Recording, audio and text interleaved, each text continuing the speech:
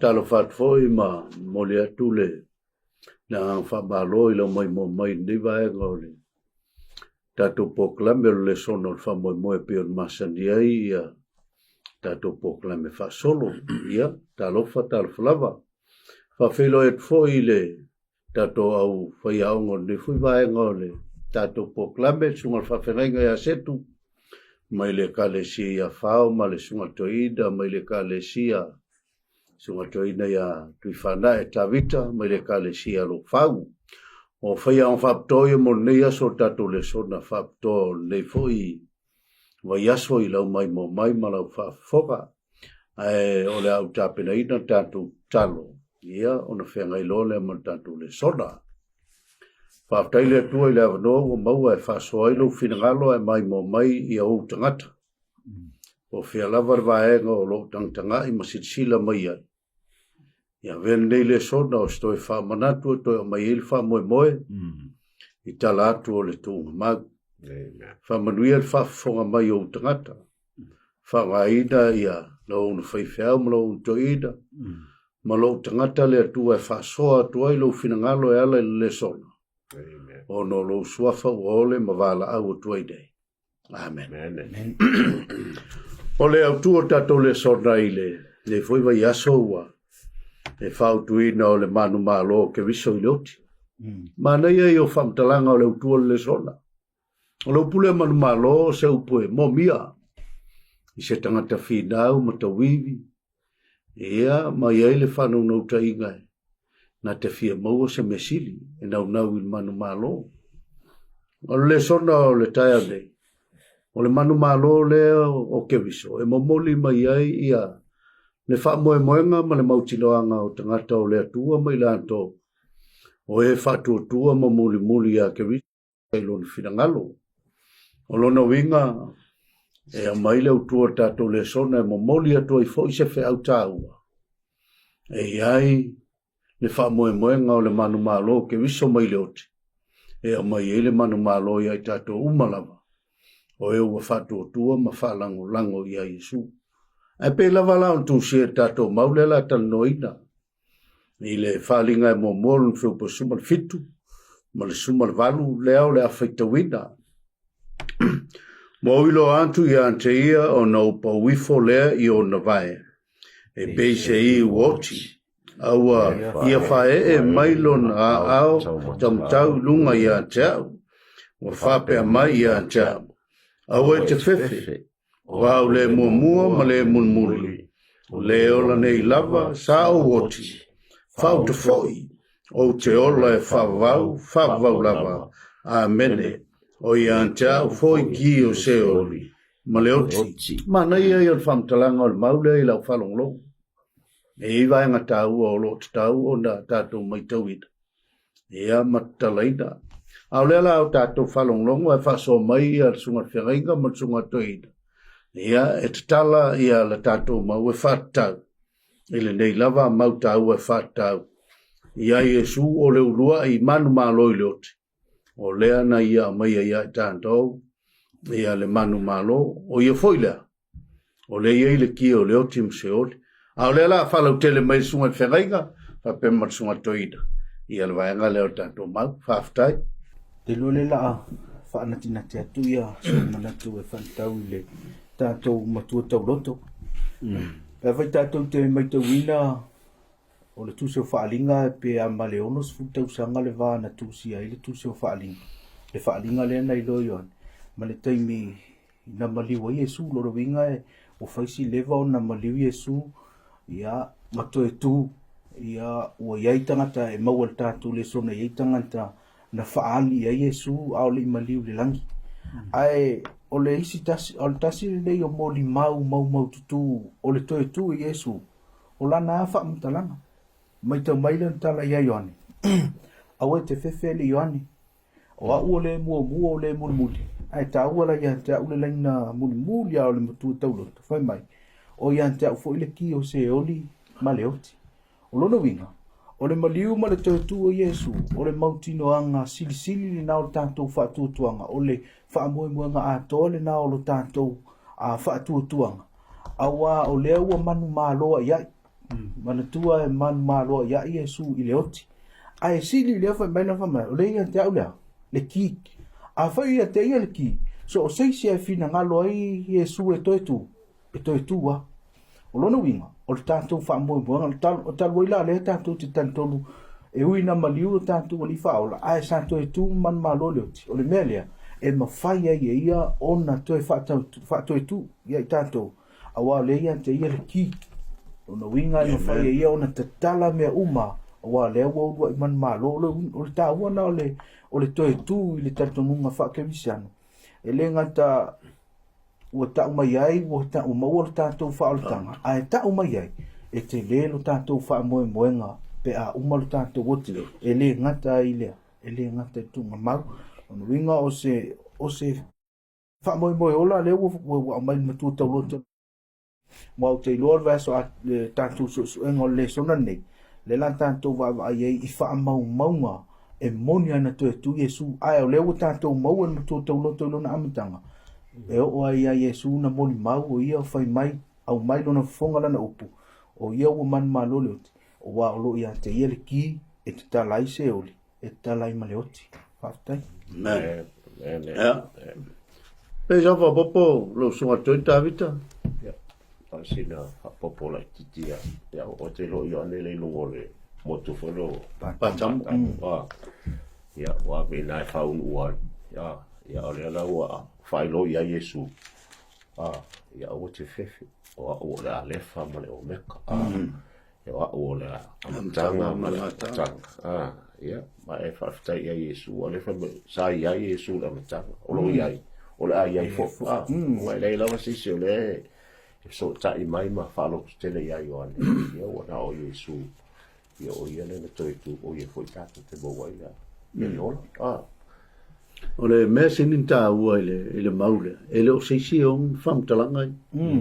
o whamtalanga sawa sau fongo Yesu ma tauri o tu so whali o le whalinga le atua ia Yesu ke viso Yesu ke viso i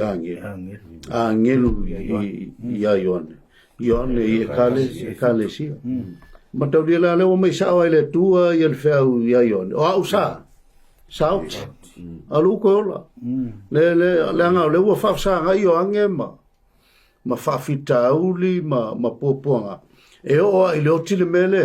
le fa sa nga mo yo o le sila mele to wa mai ni o tala voile Paulo langa ye tanga tele to tonu ile to tu ala sa sila vile se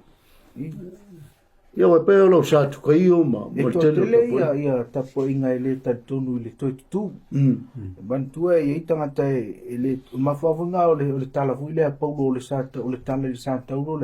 o le meva le ona e to tele fu tangata ele to tonu ile sa taulo ile to tonu ile to tu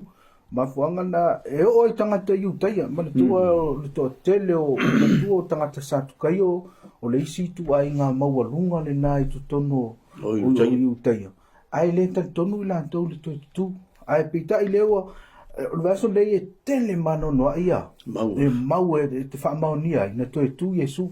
ai sili le pe no fa yatu o le wa mai le fonga Yesu ia o ia la pule au i me umana la ia te ia le ki o no ia le ki man te tala o le to tu mai si me uma ia e u ia la ina le te tonu wa ta fete me to wina tala le sono vaso ni te mau o la faita ulanga tanga na o fa ia ta matua ta punila le tu mau yo I te wo mai ia ona soonga o ona fai ona palo ta la ia lawa o to tu o lona winga e le ta ton mo ye le mana na o fu tupu ai o le meta ua le na ta tu te mau wa nga I mo ta tu le sona na to tu ta tu ri fa la man ma lo ai ia I le oti ia man tu mau io le si mea ana fa pe ele to tu o Yesu ele se wingo tala lele por fola tato mele le mai Paulo mo te salo ni sulima po simulo no mai Paulo angale ko ku mai ke viso no winga ele se wingo tala le le le angol ko ku ke liso o le ko ngar kala le ko ke va vai fa mo ngar tangata ia ka ko se ku vai ngale le tunga mau fa lo ngaita tunga mau le li faula pe so santa vita ia kala mai le vai ngol ka ko le so afkaia ya ke role o fo nga ri ke apolo maliu Yesu o fi ke apolo maliu Yesu ya tu lo la ya Yesu tu ma ya la nga mai ya nga wala uli le fa ya pila ba ya i kaka ke lo fa mai o la skolu ko mai ya lo la fa tanga mai lo la pila o lo la si o le le mo ko ele ma ke lo pe fi po ko pe wa fe po ngale ele ngata na si tu ko mau ya le tu ye ma fita de lo ta o pe se la fika ma la ko confessa wala foi le wala tu ma kala ku ma ya lo ke bila le ma kala bel ku mau ya ke lo ma ko i fo ko ele ngale e ki apolo wa foi le wa sa ula wala nge du ma le langi furi ese le tu mau e ka wala me ngai ka ngo ko ka ko le so ngai fa mtala mai ile bai le vanga le i fa mai ole nei wa ta che Yesu to tonu o le tu mau i lunga o le papa o tapunia mai ma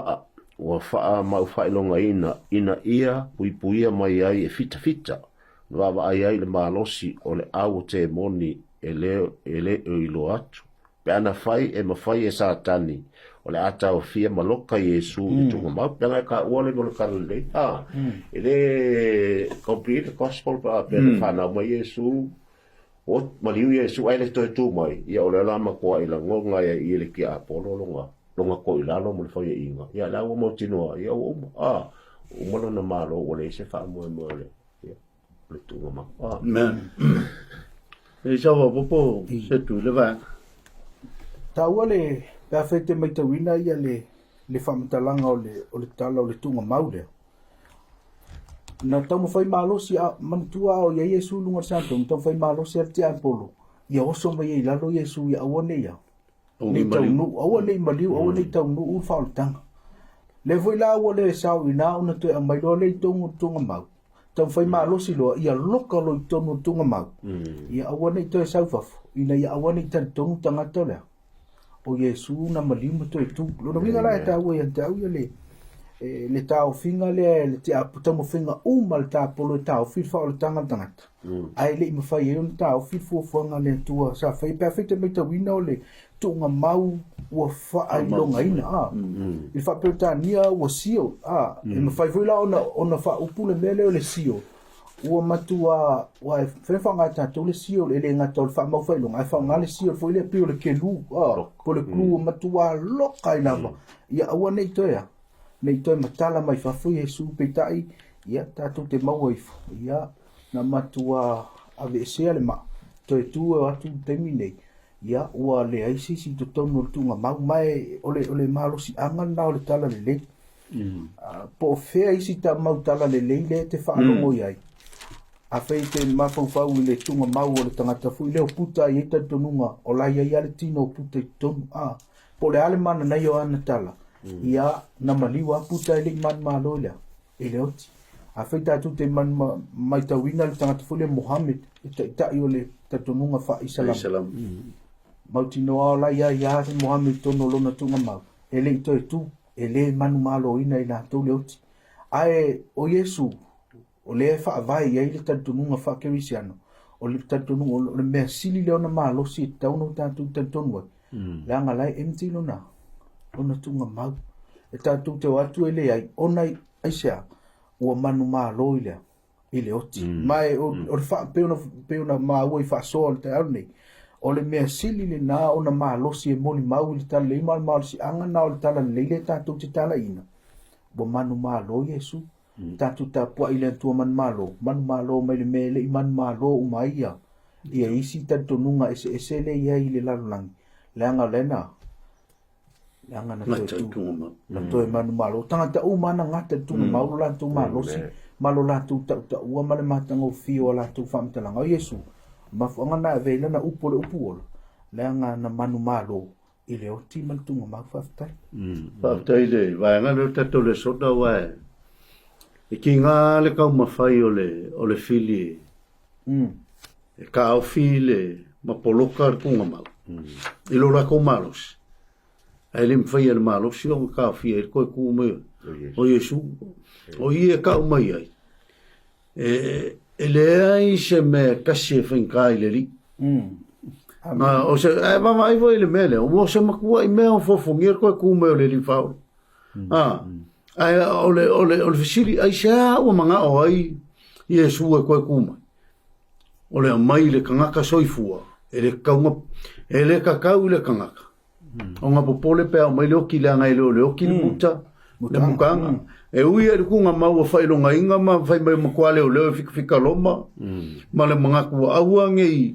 ai au se va venga le loa le ku mai Yesu ele whakaria le ma ele ka fia le ma le anga ku rungu kunga mau ko ku mai le lifa ole fe au le moli mai a kako ole koe ku o Yesu ile va venga ma le ofofongia o le melea e o mai e kako poa me loka yo kako kunga mau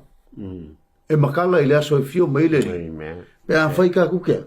falango lango ma fa ko e Yesu le ki ona ve mai le famtalanga po e mua foi ona tu mai o e wa o kanga ka fio ki le falango lango ile li e mua ya o se famungianga le mokako ya o le siwa nga tawor kako le songo le o tu mai o ia le kako o mai vol vanga le ile mante lusu malva ya non foi mo o ile ono la tau to ia al famtalanga fata ile la la o ke ma fe ka winga langa e mangingo ni le maule wa ka mile le sile fe aule mai ai o Yesu nga malo tunga maule isapaki nga moi Yesu kunga maule sapaki ai fa kwa ko ku mai le so ele ulo ya so ia la ka fai ka ua ia ka ko ile foi o ma vai sapaki o ta fa to lo ulo ya o le vai sapaki ono atu ile o Maria le Magdala Malaysia Maria e asia tunga ba o ma vai le sapaki ua tafa mai ata o le ulua iaso, o le vai sapati, o le ulua iaso, e vai le isia. Le isi sapati, ma le isi sapati. Pe o tato nunga o tangata ewe mai o le isi sapati, a o le wha mao nia, ia sapati. E ala i tu o le rifaula, na koe ku mai le ulua iaso, o uma, le kaiming malo loa e sapati, whau koe lua, whau ta foi. Ona to le mafuetele wa rifole angelu le li mai le langi wa luatu mafuli esel ma ile ngutu o tunga mau ma ti e ona lu sole wa le mkau ki o le awala ko ku mai le li ele ia ve se sile ma sau fa piko ala angelu e ve se ma ai o ku lola le fam kala mai le o ko fi e asila tunga ma ia se fala que le mai la ia ka ko vai nga le ka ko le so me o lo sunga o fa ya on ne fa vai nga le ta to le so isi so ko le las fride ya ta dia la solo le day of preparation so no ri ko le nga mai finge ho mala ko me manong anga ku ua la ngo ka kai me le sa pa ya vai na malo lo las fride sa pati malo lo le la tino Yesu ai wa ya solo ya koe ala usu mai loa ia whawhinge i ele. Usu mai mai ke. Le o te tu, o ke leo leisi siku news tala le lei o te tu Yesu. Pe o le upfole Yesu ua tau nu. Yo e. Vai la la ula va il mele i o le ka o whawhinge le nga mo mai whinge ang sala le o Maria. Tawi ia le nga mua i o mai le kuuma. Ia leisi me ang whaikau i. Whabe e kolu e mga mai e kolu Maria nga mai tunga mau. Yo le tau mai Maria Makatala o Maria le ya marisi madia le o kale man ko fele nga ko ba ile a ta u o le fo ile o te tu mai Yesu pentata no ye a wa ele ai la va sisi fa mo ka ko ke mo pe ngale ko ku mai Yesu e ka we o le pesele ma so mo pese le me fa ro ka le ku rene le tai o sengi mo o to ese le ka o nga pese e ko moli mai la va ka o le ko ku mai Yesu o le tai o le man malo ke lo nga sa o nga mo uia ma ta to ta o ta le le o e tu mai ta to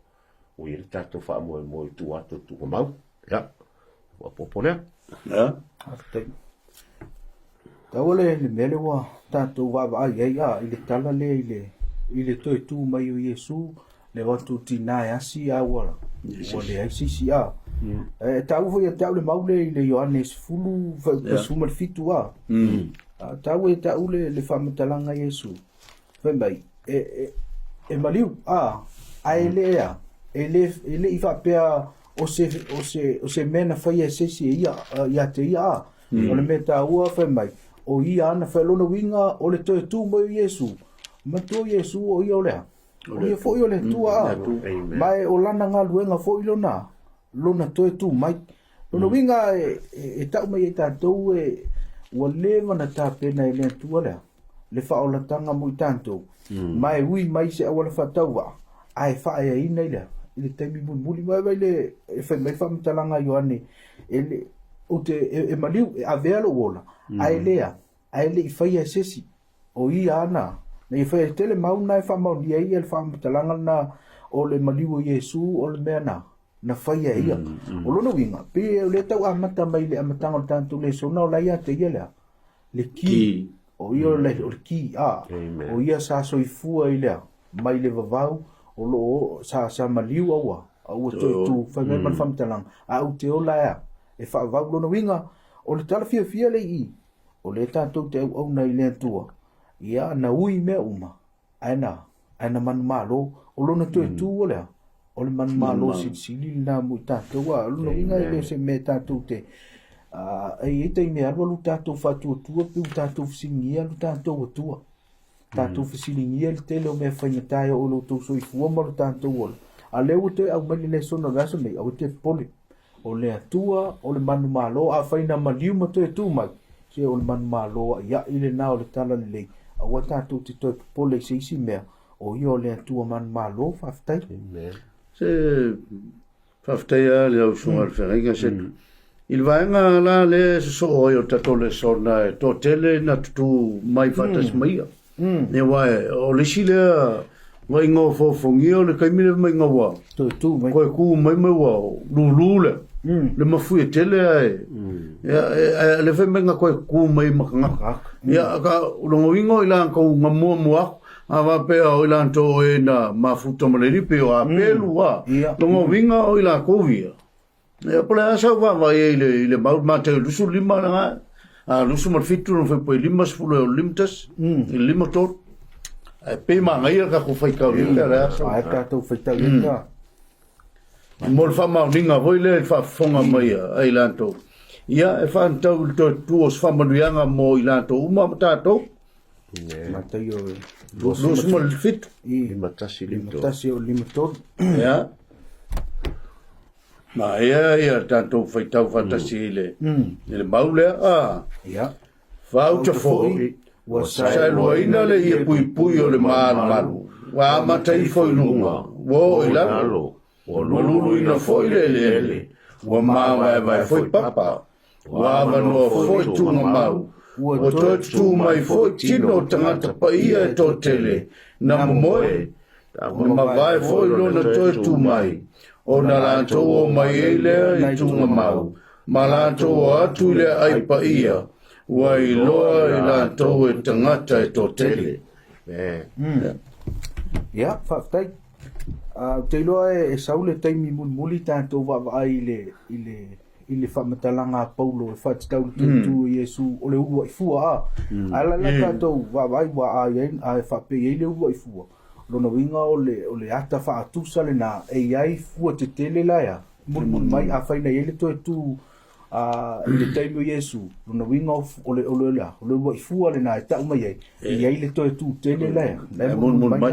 Ai tātou wa ai pea i le maulea o te iloa e le aise tātou tala tele whai. Ona o le tu sia ila. Tu spai. Na toi tu tangata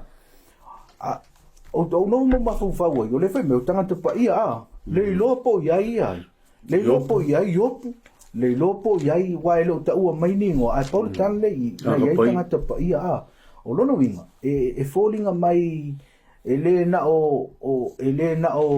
e lia ma e noka tangata la wai le langi le yai tangata ia na tu atua o le winga la o sa fa matalanga ile mele o ngaluenga umaia ia o ngā luenga lea tua pe feita me te wina feu pe lima tasi a mata fai mai wasai luina lea le ai fe mai amata mai fia amata mai lunga a fai amata mai lunga e leisi sia e lunga se sai lua le e amata a fa pesa sai se tangata e lua tu vea amata tu lano lan sai wa pu tangata ai mo lunga li ai fe mai al fam tanga amata mai le pito i lunga ona olona winga na o ngaluenga te tele na le tua le mfaina tato fa la ina mo tato su ne wa fa mena sai luina li amata mai lunga le amta tula wina na amata mai le tua la ia le tau finga me i o sauninga ai o mai le taimilo na winga ta mai tato o tangata yen tu ele o na tu fa mai al fam talang ele o tato lunga lawa o ele langi tangata ia batua le tato ba ai isi tu la ile taimi I le sona ua mawai ai o le ese sengo tu tu e matutu a matoea matoe fioti o le tu lea o le tu o le manu malo o le me motino le tu mai tangata ia ile tu le na tu me su mantua tu Yesu o le tu ua manu malo I le oti lona lua le oti fa lua le na ui Yesu vea ke te mane ma ui ti ngā uma e tau mai e tātou e o mai lona maliu ua maliu lea I le oti whaalua e le toe oti ia e le toe o e le oti whaalua o tangata la ia e fōlinga mai e whape nā lea le toe tutu lea ua o iai ua toe tutu lea I le manu malo ua toe tutu I le manu malo mai e tā uala ia e tātou wā le sau taimi tātou wā ai o le urua I fua le maliu o Yesu e tau mai ai lea le mun mai ia se I tātou o iai on tātou tala noa hatili le ia o sauna wā ai a pupu iai ia ina ua toe tu Yesu sai ai lātou na toe tu mai e whewere whamtalanga o tangata paia lona winga a tonu o iai tangata mi o tonu lea o le whenga inga tu ai lea na toe tu le aso lea ia ai le o tā ua mai o lātou ingoa o isi nā vaenga tātou te whisiningi ai lea tua pēr tātou o le nang ia po ai umai lātou lea na mua tu ia tātou wā lea whai mai le tusi o eperu ia le lisi o tangata whātua foi lea ia ai le I maua I lātou lea le manu ia ona o le whātalitali ai tātou whātoa a toa ia pe ai tātou ia e ka viva vopo mai talo kau maho fope ala so mo le fai au ele o vai le afile lu sufa ele to ina le falinga I lima makau le mai si o to ina yo e Isaia hoile Isaia ono le falinga le baila I yaka ia nga feta mai le tani lo titu a le fata mai yone o le ko inga ye lu sufa ele lo posi o la tona le na wa le tato so le vaenga le o ka kai nga ave Yesu ale ave le ta mal fine fole neina mala sala e fata se malisi tagata le tato ai talu ai hoile o la fino yairo wana toi fatu mai Yesu te fio sala io le lava o le ola e fa va o te lo la pe la ve le lu sufa le o me o le fa le ngai ma ya e lo se fa pula pe o sa mo ko sunga le whenga se o le me le msusu inga kwa kuma o fa ka ua ka koe wa ai fa ele fisiringi ka ko le koe kule kai milo Yesu nga koe ku mai la ngol fa mo ka feoki a vai la ka kai mo feoki au ka ka paia e ka ua koe ku wa ka mai ya pela fa kai nga mo se a vai la nga finga wa ia Mikaeli ma le angelo le tuai ia mo se ile koe ku mai le vai mai ngai lo kingo ku o mose mai lia le ngol mo o lo winga mose la sila le ka le nga ia le ko kule wala nga ata lo tanga tapai o tanga to le tu o la sama fu le ku ya ka va ile ya pelu nga o ki a pelu o ngor kala le ia le ku o le fai o me amio ton apela amo nga muli apela amo ile feringa nga o sim le ku le totelo ilan to e na mali liu ka ku ke le yo mai ya le vai men ko ku mai Yesu le kai mi le ole o long ko ku mai uma vai aso ko ai ko ku mai malato e fa mau ngia le ko ku o ye Yesu ya o long winga la ele fsiringa ka ko o le me ku spai o le me nga uskai ka ko ele suia ka ko se me ku spai ia whawhkai lea kua, ia muia la ila, ko ia o ngā koe kuwa kasi me mare ni paula. O le kai mingeila, ele koe ila se mea mapea ngā koe ku, e o kilo koe ku alu le lang, ile ai, ka ko ke whakalikari, whatatali, ile tae au ea. Fio mai esu, ele peila au kai milangi, o kele ai, o tele tangata mea whiokia, na o le lang, whiotio lang le ai, ele koe ku mai esu, kai mingi, koa, le o umar koe, toi tua esu wakas mai la kovia, au le tantu whatatali, ile aso la le ke ka wole to tu tele la le ile ka me fio mai le li le lo su le te ta ile le tala le uta o le ma fo fa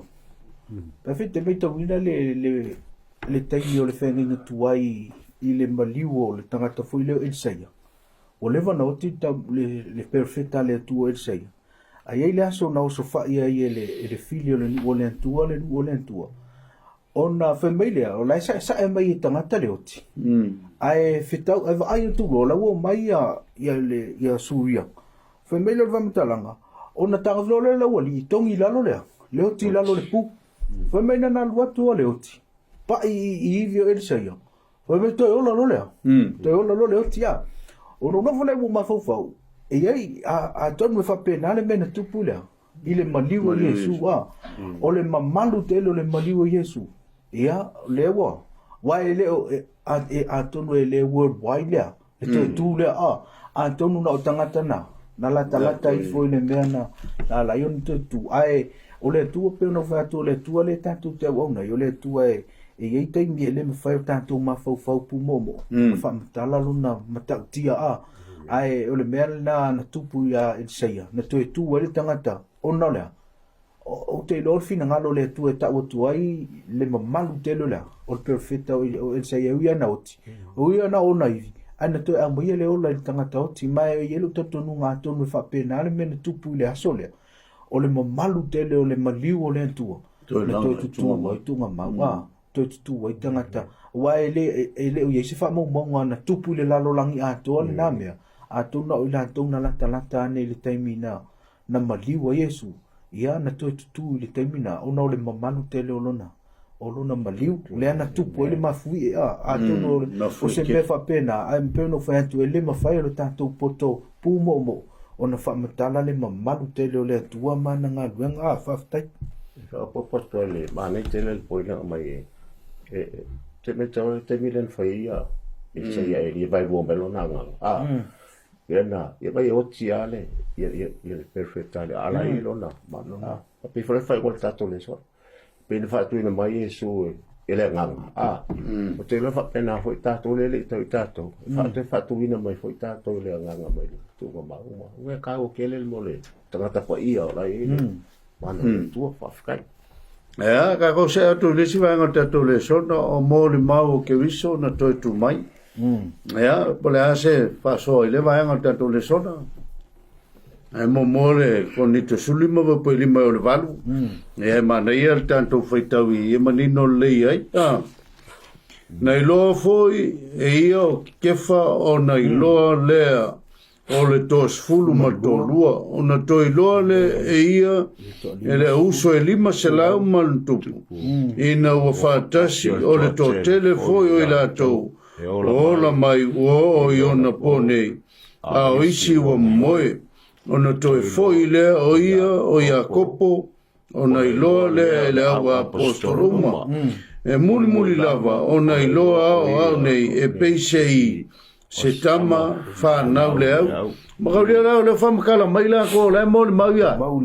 moli mau le koe kua Yesu e le ngaka ia kefa po Peteru ai o isi o lau apostol o lo la ko kiukelea o le moli mau inga lea le koe ku mai o Yesu o ila ko o le ya makaulia sa ye pe ke luia sa ye va kasi mai Yesu no fe ai va kasi mai Yesu o pe ke lu ele ko o la ngo foi le fale voi la lo ku le fe o finga mai la ko ku Yesu a ku fisili ala ngo nga o ya Yesu ife e tu tonu fa ali tonu fa Yesu wa ngi ya lo ko foi mo ko mai le ai o mai le so mata no o ku Yesu ai mai le ai ke le ka ko ai mai Yesu ya saula toma saula pai mai Kangoi ulima. Ko akat kongo mai koma. Mai lora tala isu. Amuia ele tatonu. Amuia ele vai mai. E tatonu mai pe. Ngiskai. O lea wa fesili ngia ngaka pe mo i mea ia e whai mai kuspaia. Pei fōringa mai wala ko mga koe le sao. Pei o tatonunga o tangata sa tukaio o sa tukaio. O isi le vaenga o tangata iu teia. Mai le kasi iongo vanu tila mo. O ila kou ianga vae se mai. La ko ke karkongu inga le maliu ki ngā o Yesu. Ai la tok te le tatonuida le mele o lea. O le koe kū mai o Yesu. Le kele hoi la ko fala ko ngale e kai mingi. Foi mai le to tu mai Yesu tino. E ye vo isi e kalesia. Isi fala tonga e. La tok te le tatonu e Yesu o le ano le tua. An faila ele karkongu e Yesu le ano le tua. Lo na winga la tok te le tatonu o. Na maliu ke viso. Ma toe tu mai. Au le fa mao ni ala vai le au apostolo. Mai lantou na lantou ngā lulu e vatasi mai Yesu. So na toe tu mai Yesu. Na faali mai a mako tonu i vea. Tono ole malu. O lanko ia. Ia. O le ase lo fa so le vaenga o tatu fa se lo le. I le vaenga fai o tatu le sona.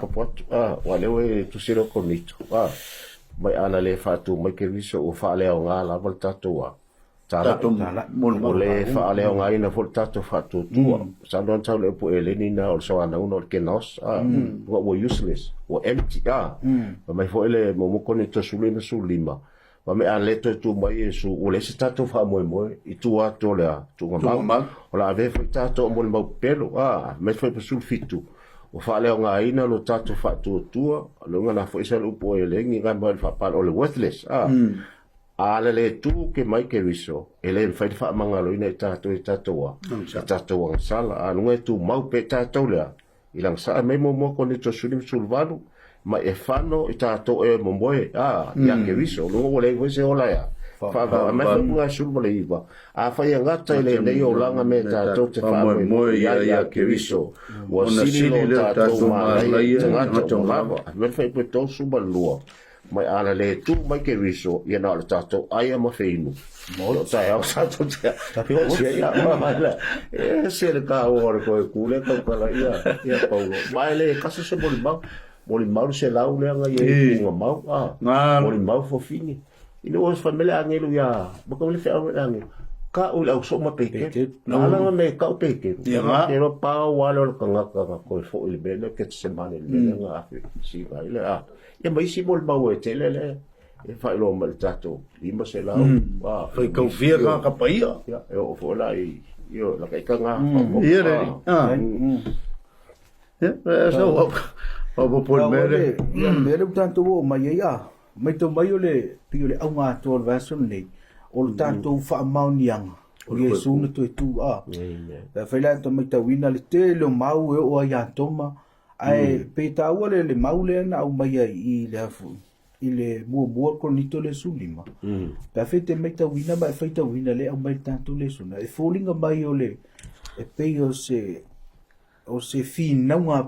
Paulo le tau fau mai le fau mai le tau tangata se mo iana na to tu Yesu ka fete me to wina fa to buanga o lana mauila ile fa upo lima o le valu le na tau e Paulo na fa ali I to tele fa ali ya Petero fa ali to lima se lau e o ya una fa nei la wo fa mau tu e Paulo ia le mele wa mo na mai Paulo mele ta o historical facts o lena ele fa pe ta la tua na wa lena fa ali Peter no fa ali e mau tino ona solo le fina nga Paulo wo umana mai me ta o historical facts o me mo na tupu ona fa matala lo Paulo solo Paulo ile meta o le theological approach le wa mai lo Paulo meta wa fa le tuspa ia fa lan fina ngale lana lang me sunga to ina wa ana fa pe le mali Yesu ia ele to tu Yesu se e si le tanto ai ma fenu a to tala ile se me wa tanto wa tanto foti ia mai si ana mau fa matalanga uma loa mantua le wa umona mai historical facts au mai lo ma theological facts ia whaasolo mai lo malana whamatalanga lana vaenga muli ia ua illustrate lo po ua whaata lo e paulo le mea tau lea o mea le application o le maliu Yesu le lo na whai mai ia lana whamatalanga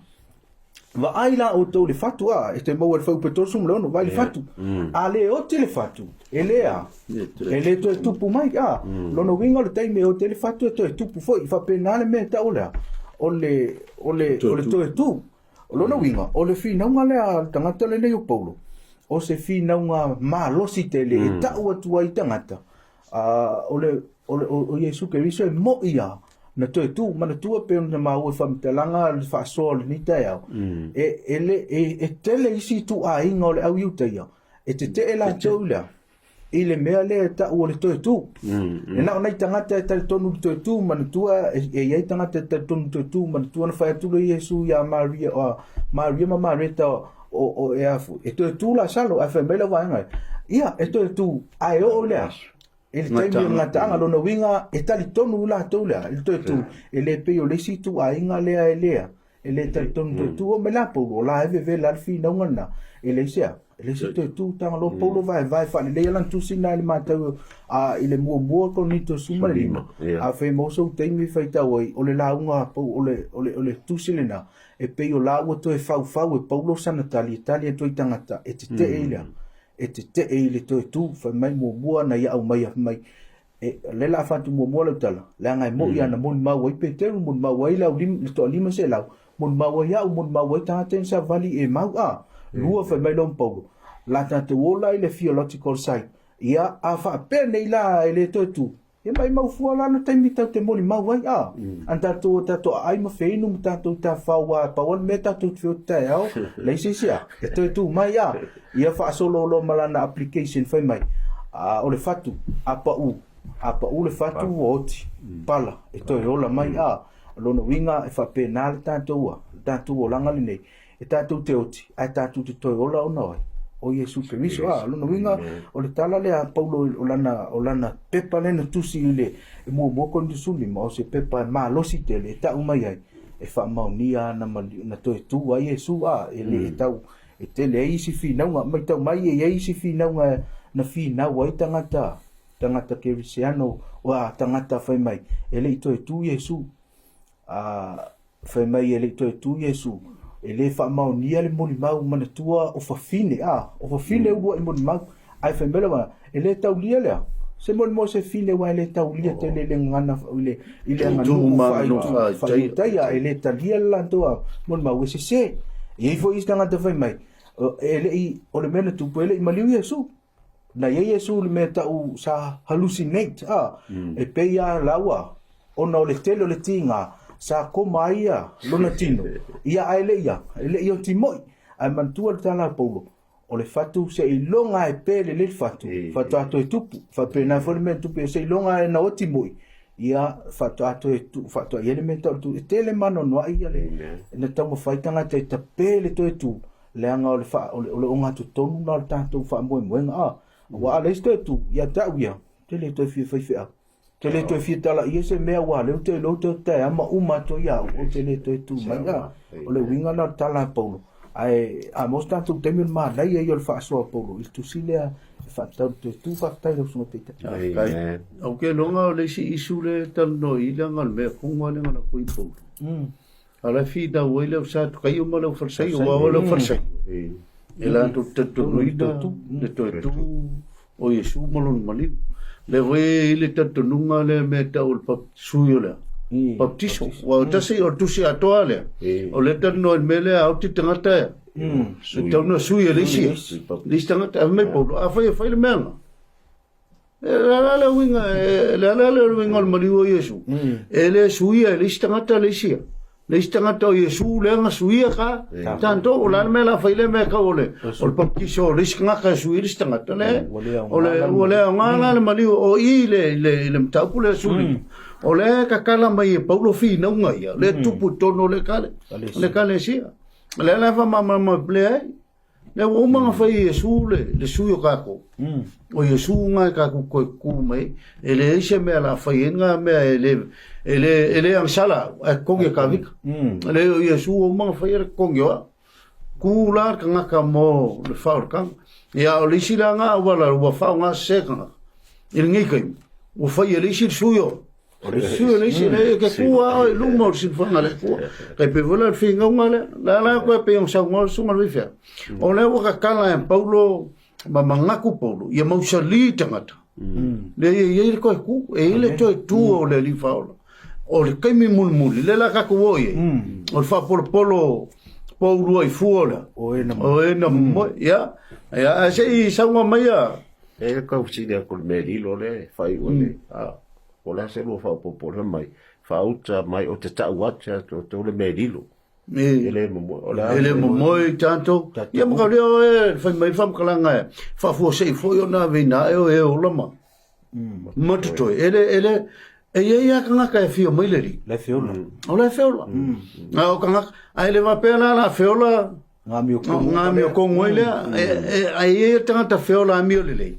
e fa fo se ia la fo se nga vina e le langol melilo nga ave o kanga ka mi le i e fango le pulo mai o le li i un sa ngungi le ko fa sal e a le ve mai lo kala ku se le o foi a mu e mona o pai le to filo lo to tu o lo ko kulo i o ke mi le fio mai e su e o kan ka ko ku a me li lo ranga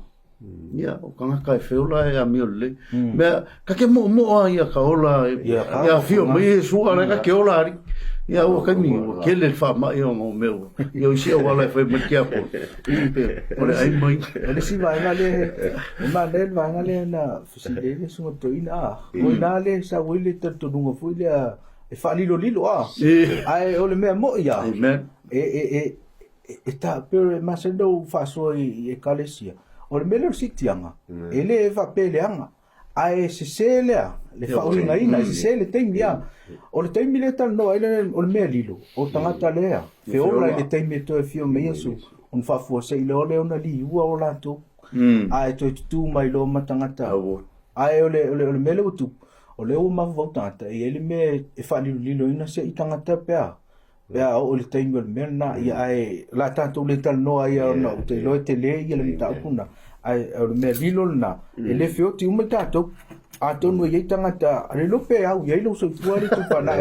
ia ai pe au vuise se ma uma vi ia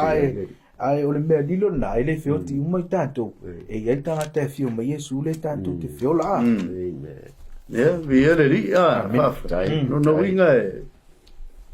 a winga fa fa ile ma ya ka ko fa mo le ka ko le sona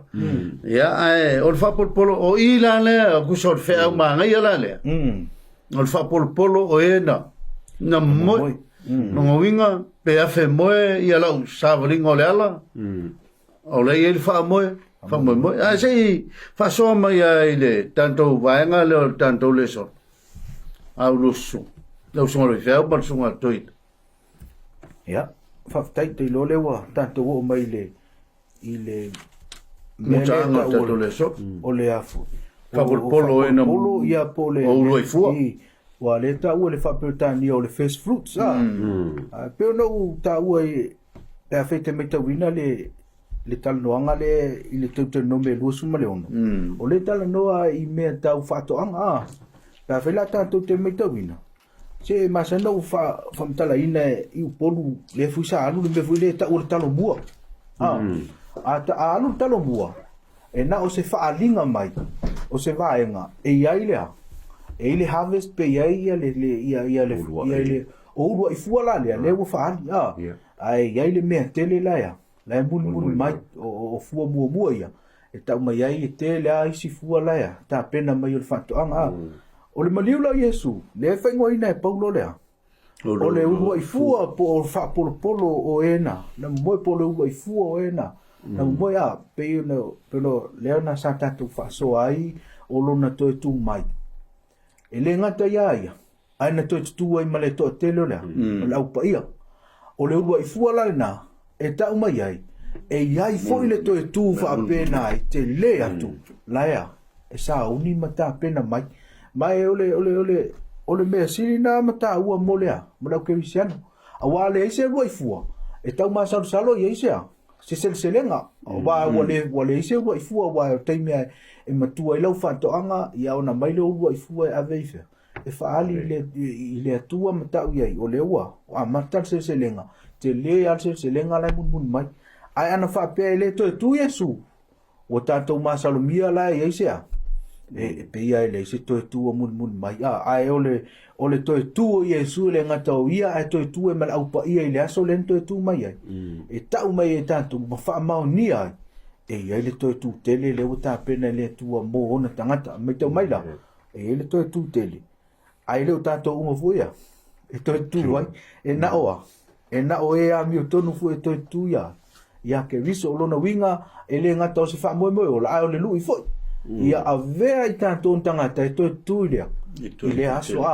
i te ua tatou tala ia o ia le to tu tele ai uma e misi e tatou lona winga ia o le sona verso nei e le ngata o le mautino anga ia le mete le ta pena le tu o le to tu tele mo tangata ai lui foi mi tatou o fa pe i mai le tatou savalinga ma le tua ma tatou tapenanga pe tatou te toitutu mai e le aso ia pe avea i tatou mai e fatoa a toitutu i le faasala ia o le faamatalaga le ni taeau faafetai ia ke lo le mutaga le o tatou le sona pe te fia faapopo mai le usugatoina inga lo apopo al kolose ngai mo suvasuiva o ia fo'i o le olua'i o mea umalava o lo faatuma wina fo'i mea umalava ia te ia o le uru fo'i o ia o le tino o le ekalesia o le amatanga fo'i o ia o le uru matua o e uoti ina ia fai o ia ma faasilisili i mea umalava se te tāua o le belena ele e tāua ia o le maliu leo Iesu ke lo pawale o le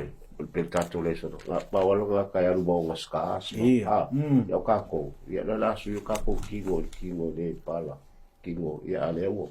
kako mon mawa Yesu le na mali wa mo se fa tayela ele alo le tu ma tongolo le fa mo tato ya ke lo ele si fe mo le mo tato le foi va ngo le foi va Yesu le o sa no atu ya sunga i fa ya ngode ya o se fea ua le whamoemoe. Le tio a whai mai a momo konito suma lima le tatu tandoina nu whaupoe lima suma le walu. A wae leo se mea wha le a ngā ina lo tūtou ti ngā i le li. I o tātou tū mauma le whanga e tia, luna winga. Po a whi kāo sa waringa o leo langa. Ia ia o e whamoemoe, pe o mai leoki. A o e whai at whina ngalo le kua. O le whamoemoe ngā ma le urua i fua. O Yesu nga mua i tunga ma. Ma koe kung mai. O le kaku whamoemoe. Tase na. Whamanguia le kua i lau whafonga. Ngiva enga o kaku le song. Ma ngiva yaso. Ia ia te tato umar whamoemoe. I le tae au e to e fio. Ia Yesu. Ia. Ia mai le kua. Ia tape na mai lau sunga le whiau. Setu mo tanto talo whai o tato le son. Tatou talu taile tua i le nei avanoa ua matou maua matou te faasoaina ai lau afio matou te faafetai ona le faagaina o matou tagata tauvaa ia o se mea faigaluega i auaao e faasoaina ia lou finagalo tatalo i le alu o lau feʻau ia o ai lava se oo atu ai lenei faasoa ia tatala e lau afio o le faafofoga ia lagona faatasi i lou fetalai mai tatalo faamolemole se upu fo'i ua so'ona lafo o se manatu ua so'ona si faamagalo lau afio faamanuia i e uma lava o maua maia i lenei faasalalauga i ai lau faamanuiaga faamolemole lava faamagalo matou faaletonu ona o Iesu amen